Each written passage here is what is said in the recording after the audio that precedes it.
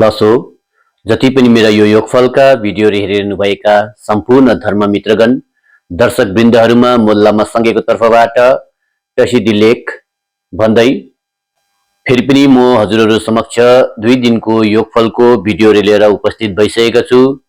सर्वप्रथम त म हजुरहरू सबैजनालाई मेरो यो युट्युब च्यानलमा स्वागत जनाउँदै साथै ती 2 दिनको योगफलहरूलाई म सुरु गर्न चाहन्छु र भन्दै अब त्यस 2 दिनको योगफलहरू के कस्तो रहेछ त भन्दाखेरि चाहिँ अब त्यस 2 दिनको योगफलहरूमा अगाडिको दिनको बार चाहिँ पर्न गएको छ सोमबार अनि अंग्रेजी महिनाको चाहिँ तपाईको अगस्त 10 तारिक र नेपाली महिनाको चाहिँ साउन 25 गते अनि तिब्बती महिनाको चाहिँ छे निसुचप दिन अर्थात 27 गते पर्न गएको रहेछ र भन्दै अब यस दिनको योगको फल चाहिँ के कस्तो रहेछ त भन्दाखेरि अब यस दिनको योगको फल चाहिँ तपाईको छुलुङ ठेपा पर्न गएको रहेछ।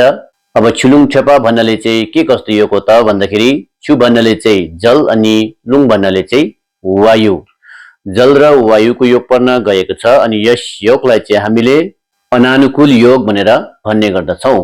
अब यो योग चाहिँ के कस्तो योग रहेछ त भन्दाखेरि अब यो योग चाहिँ राम्रो योग छैन अनि यस योगमा के कस्तो कार्यहरू गर्नु हुँदैन त भन्दाखेरि अब यस योगमा चाहिँ हामीले कुनै पनि विवाह सम्बन्धित कार्यहरू गर्न हुँदैन र मित्रहरू गाँस्न हुँदैन, मित्रहरू गाँसेमा पनि चाँडै छुटेर जान्छ अनि विदेश यात्राहरू लामो यात्राहरू पनि गर्न हुँदैन र भन्नु पर्दाखेरि अब यस योगमा चाहिँ कुनै पनि शुभ कार्य नयाँ कार्यहरू चाहिँ गर्न हुँदैन र अब यो योग फल राम्रो छैन रहेछ र साथै अब यस दिनमा 2टा योगको फल पर्न गएको छ।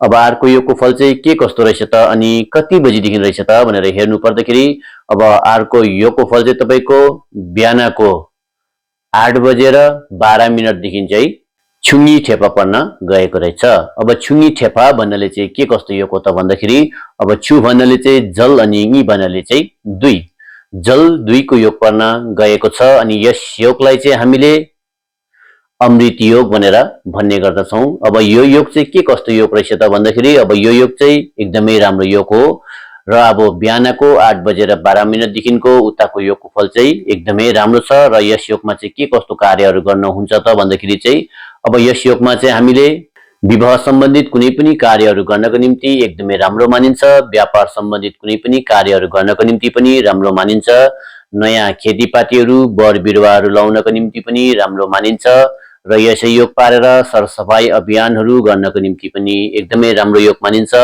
अनि औषधिहरू बनाउनको निम्ति भयो अनि औषधिहरू सेवन गर्नको निम्ति पनि राम्रो योग मानिन्छ र आयुको पूजाहरू गर्न, अभिषेकहरू ग्रहण गर्न अनि आयुको मन्त्रहरू जप ध्यान साधनाहरू गर्नको निम्ति राम्रो मानिन्छ र नानीहरूलाई न्यू एडमिसन नयाँ स्कुल भर्नाहरू गर्नको निम्ति एकदमै राम्रो मानिन्छ र भन्दै अब यो बिहानको 8-12 देखिको एकदमै राम्रो योग छ र साथै हामीले अर्को चाहिँ अब नम्गो विषयमा हेर्नु पर्दाखेरि अब नम्गो च्यु 10वटा नम्गो हुन्छ अनि ती 10वटा नम्गो मध्ये चाहिँ यस दिनको नम्गो चाहिँ के पर्न गएको रहेछ त भन्दाखेरि अब नम्गो चाहिँ तपाईको भाग पर्न गएको रहेछ। अब यो भाग नम्गो परेको बेलामा के कस्तो कार्यहरू गर्न हुँदैन त भन्दाखेरि चाहिँ अब यो भाग नम्गो परेको बेलामा चाहिँ हामीले विवाह सम्बन्धित कुनै पनि कार्यहरू गर्न चाहिँ हुँदैन।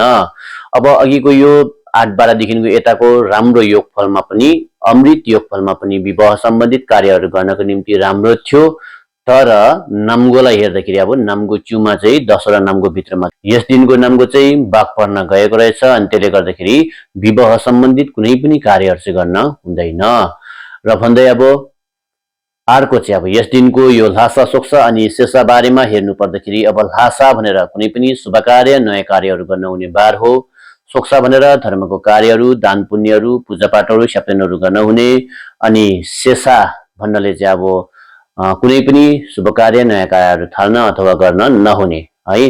अब यो ल्हासा सोक्सा शेषालाई चाहिँ हामीले ल्हासा भनेर देउबार, सोक्सा भनेर प्राणबार अनि शेषा भनेर मरणबार अथवा मृत्युबार भनेर पनि भन्ने गर्दछौं।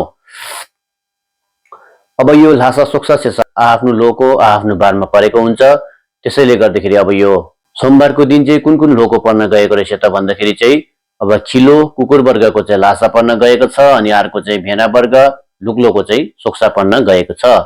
अनि अब यो शेषा चाहिँ सोमबारको दिन कुनै पनि लोको पर्दैन रहेछ र अब यो लासा सोक्सा अब खिलो लुक्लोहरूले राम्रोसँगले याद गरिराख्नुहोस् होला, यी सधैँ पर्मिनेन्ट बस्ने गर्दछ।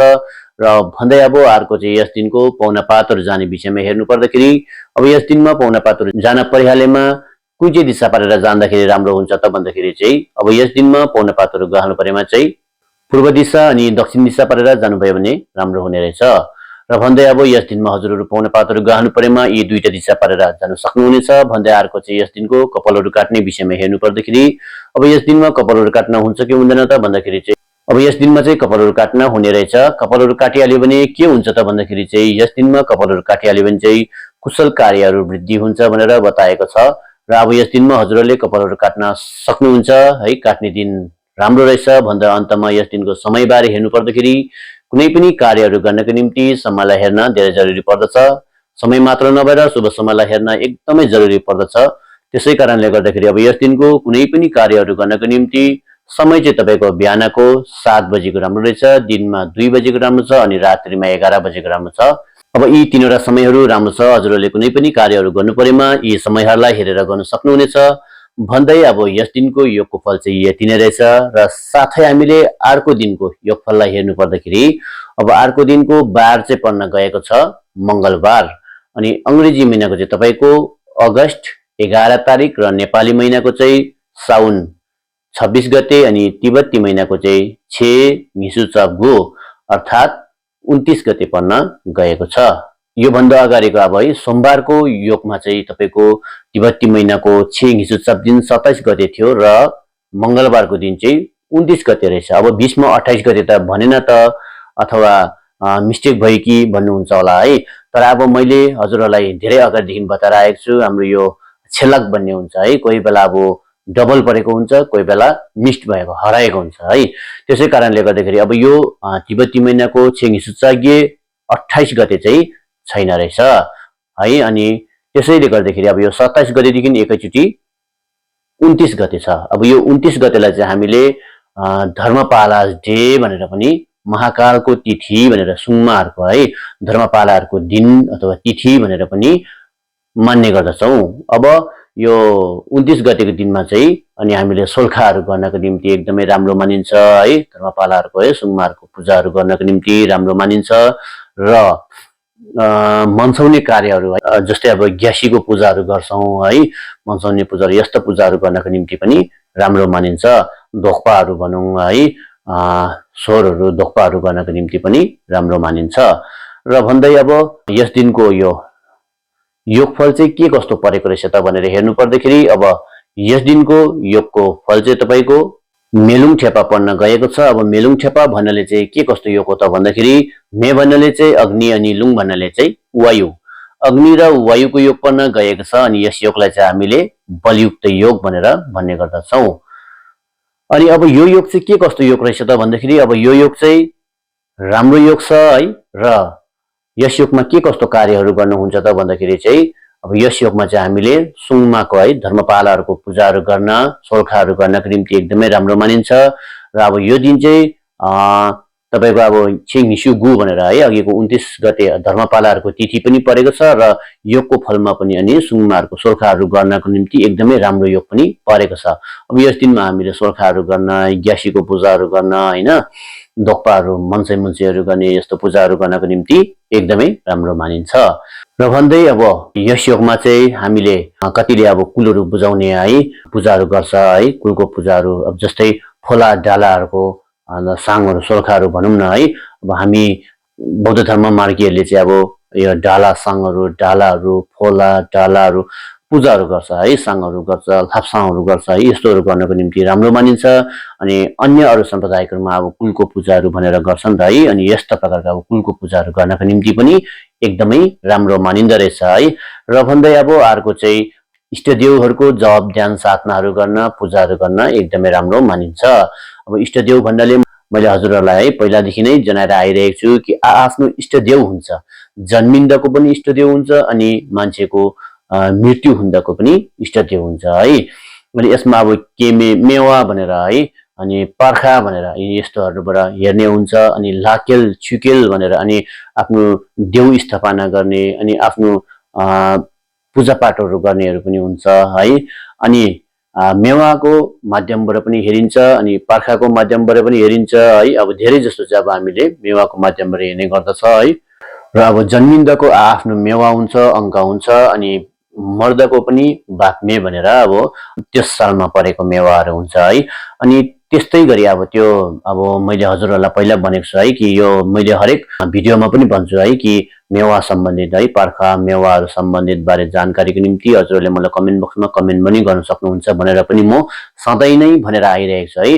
त्यसै गरी अनि यो मेवा सम्बन्धित मेवालाई अङ्कलाई हेरेर अनि आफ्नो इष्टदेवहरू है हिदमगिल्हा भनेर है भनिन्छ होइन। र अनि उहाँको पूजाहरू जप ध्यान साधनाहरू गर्नको निम्ति एकदमै राम्रो मानिन्छ। र अब हामीले सधैँ नै इष्टदेवको पूजाहरू जपहरू गर्ने गरेको छ भने हामीलाई धेरै जस्तो मुस्किल कार्यहरूतिर भयो है, अनि डरहरू भयहरू होइन, कतिवटा कार्यमा हामीलाई धेरै अब मुस्किल परेको हुन्छ नि है। त्यस्तो कार्यहरूबाट पनि अब हामीले इष्टदेवको सधैँ सब जप ध्यान साधनाहरू गर्ने गरेको छौँ भने अनि त्यस्तोतिर पनि हामीलाई धेरै नै सपोर्ट हुन्छ है। र भन्दै अब अर्को चाहिँ अब यस दिनमा व्यापार सम्बन्धित कुनै पनि कार्यहरू गर्नको निम्ति पनि राम्रो मानिन्छ। ज्ञानहरू वृद्धि गराउनु भयो अनि विदेश यात्रा लामो यात्राहरू गर्नको निम्ति पनि राम्रो मानिन्छ। र भन्दै अब यस दिनको यो योगको फल राम्रो रहेछ। साथै हामीले अर्को चाहिँ नामगो विषयमा हेर्नु पर्दाखेरि अब नामगो च्यु 10वटा नामगो हुन्छ अनि ती 10वटा नामगो मध्ये चाहिँ यस दिनको नामगो चाहिँ तपाईँको शीत पर्न गएको रहेछ। अब यो शीत नामगो परेको बेलामा के कस्तो कार्यहरू गर्नु हुँदैन त भन्दाखेरि शीत नामगो परेको बेलामा चाहिँ हामीले मृतकको केवा कार्यहरू चाहिँ गर्न हुँदैन। र भन्दै अब यो शीत नामगो पनि महिनामा 3वटा पर्ने गर्दछ। अनि कहिले कहिले पर्दो रहेछ त भन्दाखेरि अब यो छेङ्गीसुचागो तिब्बती महिनाको 29 गते हो। त्यसै गरी 9 गते 19 गते र 29 गते यी 3वटामा चाहिँ शीत नामगो पर्ने गर्दछ। र भन्दै अब अर्को चाहिँ यस दिनको हामीले ल्हासा सोक्सा शेषालाई हेर्नु पर्दाखेरि ल्हासा भनेर देवबार, सोक्सा भनेर प्राणबार अनि शेषा भनेर मरणबार अथवा मृत्युबार भनेर भन्ने गर्दछौँ। अब यो ल्हासा सोक्सा शेषाहरू आफ्नो बारको है, आफ्नो सधैँ बारमा चाहिँ अब आफ्नो लोहरको परेको हुन्छ है।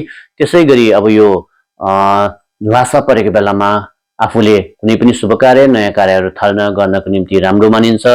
अनि सोक्सा पारेर चाहिँ हामीले कुनै पनि धर्मको कार्यहरू दान पुण्यहरू पूजापाठहरू सप्ताहहरू गर्नको निम्ति राम्रो मानिन्छ। अनि शेषा पारेर चाहिँ हामीले कुनै पनि शुभ कार्य नयाँ कार्यहरू गर्न थाल्न हुँदैन। अब यो त्यसै गरी अब यो ल्हासा सोक्सा शेषाहरू कुन कुन लोगो परेको रहेछ त भन्दाखेरि अब यो मङ्गलबारको दिन चाहिँ साँप वर्ग अनि घोडा वर्ग ढिलो अनि तालोको चाहिँ ल्हासा परेको रहेछ। अब यो साँप वर्गले चाहिँ अनि हरेक मङ्गलबार परेर कुनै पनि कार्यहरू गर्नको निम्ति चाहिँ राम्रो मानिन्छ। तर अब यसमा फेरि योगको फलहरू पनि हेर्न जरुरी पर्छ है। र अर्को चाहिँ अब मुसा वर्ग र सुँगुर वर्ग झिवल्लो अनि फाक्लोको चाहिँ सोक्सा परेको रहेछ। र मुसा वर्ग र सुँगुर वर्गको चाहिँ सोक्सा चाहिँ सधैँ नै अनि मङ्गलबार पर्छ है। अब यो मङ्गलबारको दिन मुसा वर्ग र सुँगुर वर्गले दान पुण्यहरू पूजापाठहरू सप्ताहहरू गर्ने कार्यहरू गर्यो भने चाहिँ एकदमै राम्रो हुन्छ है। अब यो मङ्गलबार पारेर साथै यसमा योगफल पनि राम्रो पारेर है। र भन्दै अब अर्को चाहिँ बाँदर वर्ग र चरा वर्ग टेलो अनि छलोको चाहिँ शेषा पर्न गएको रहेछ। अनि यो बाँदर वर्ग र चरा वर्गले चाहिँ मङ्गलबारको दिन चाहिँ कुनै पनि कार्यहरू सुरु गर्न थाल्न हुँदैन र महत्त्वपूर्ण कार्यहरू झन् गर्न हुँदैन है। र भन्दै अब यो 3टा ल्हासा सोक्सा शेषाहरू हजुरहरूले राम्रोसँगले याद गरिराख्नुहोस् होला। यी सधैँ नै पर्मिनेन्ट बस्ने गर्दछ।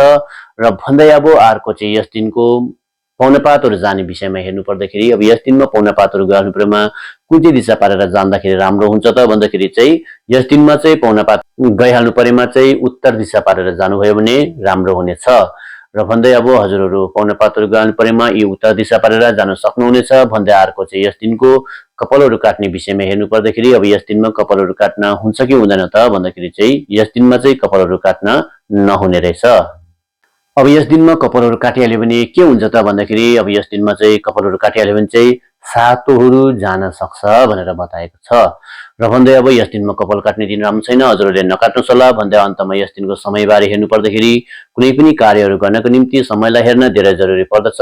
समय मात्र नभएर शुभ समयलाई हेर्न एकदम अत्यन्तै जरुरी पर्दछ। त्यसै कारणले गर्दाखेरि अब यस दिनको कुनै पनि कार्यहरू गर्नको निम्ति समय चाहिँ तपाईको बिहानको 11 बजेको राम्रो छ अनि रात्रिमा 9 बजेको राम्रो छ र बिहान पख 4 बजेको राम्रो छ। अब हजुरहरूले कुनै पनि कार्यहरू गर्नु परेमा यी समयहरूलाई हेरेर गर्न सक्नुहुनेछ र भन्दै अब यस 2 दिनको योगफलहरू यति नै रहेछ है। र अन्तमा भन्नु पर्दाखेरि अब मेरो यो हिजोको अनि अस्तिको यो ब्लगहरुमा है योगफलको भिडियोहरुमा एकजनाले कमेन्ट गर्नुभएको छ है। अब उहाँको निम्ति भन्नु पर्दाखेरि उहाँले चाहिँ के भन्नुभएको छ भने चाहिँ अब धेरै जस्तो गुरुहरूले हामीलाई दशमी है भनेर यार्मो छेचु मार्मो छेचु भनेर है यार्मो मार्मो भनेर दुईटा दशमी भन्नुहुन्छ। यी दुईटै गुरुपद्म सम्भवको तिथि हो भनेर भन्नुहुन्छ है। कतिले पनि ढाकिनीको तिथि हो भनेर भन्नुहुन्छ। यो चाहिँ के हो त सरलमा बताइदिनुस् न भनेर भन्नुभएको थियो है। मैले उहाँलाई भोइस मेसेज पनि गरेको थिएँ है। र अब भोइस मेसेजमा अब हाम्रो यो कमेन्टको भोइसमा अब धेरै लामो भोइस गर्न पाउँदैन है, मिल्दैन र अब कमेन्ट लेखिबस्दा पनि अब धेरै नै लामो हुन्छ र मैले उहाँलाई कन्ट्याक्ट नम्बर पनि दिएको थिएँ है, मलाई कन्ट्याक्ट गर्नुहोस् तपाईले भनेर है। तर पनि अब उहाँलाई भन्नु पर्दाखेरि अब अन्य अरूहरूलाई पनि धेरै जस्तोलाई अब हजुरहरू धेरै जस्तोलाई त थाहा भइसकेकै होला, थाहा हुनुहुन्छ होला है। र अब यस विषयमा भन्नु पर्दाखेरि चाहिँ के हो भन्दाखेरि चाहिँ अब यार्मो मार्मो भनेर चाहिँ है, यार्मो छेचु भनेर चाहिँ यार्मो भनेर चाहिँ पूर्णेदेखिको अगाडि है अथवा शुक्ल पक्ष भनेर हैन, अनि पूर्णेदेखिको पछाडि औँसीसम्मलाई कृष्ण पक्ष भनेर भन्छ है, भनिन्छ। र अब यसमा यार्मो छेचु भनेर शुक्ल पक्षको दशमी भनिन्छ है, अनि मार्मो छेचु भनेर कृष्ण पक्षको दशमी भनिन्छ है। अब त्यसै गरेर अब यो यार्मो छेचु गुरुपद्म सम्भवको जन्म जयन्ती भनेर हामीले मान्ने गर्दछ र मार्मो छेचु भनेर चाहिँ हामीले डाकिनी अथवा देवीहरू अथवा खाण्डोहरूको तिथि भनेर मान्ने गर्दछ। अब यस दिनमा मार्मो छेचुको दिनमा हामीले गुम्बाहरूतिर अनि निसुङा है खाण्डोहरूको पूजाहरू गर्ने गर्दछ र अब चोयहरू है ठोयमाहरू हैन क्रोधिकालीहरूको अनि ध्वजी फाग्मो बनेर वज्र योगिनीहरूको हैन चोयको पूजाहरू गर्छन् आजकल है। अनि यस्तोहरू धेरै मात्रामा नि मार्मो छेचुको बेलामा गर्ने गरिन्छ। र अब यो हुन त अब यार्मो छेचु मार्मो छेचुमा गुरुपद्म सम्भवकै पूजा गर्दाखेरि पनि केही पनि हुँदैन, यो एकदमै राम्रो हो है। किनभने अब गुरुपद्म सम्भव अमर जीवन हुनुहुन्छ है र उहाँले अब हलिसीमा अमर जीवनको सँगै छेपामी है बुद्ध अमितायुषबाट अमर जीवन प्राप्त गर्नुभएको थियो है। र त्यसैले गर्दाखेरि अब गुरुपद्म सम्भव अहिले स्वयं हुनुहुन्छ है।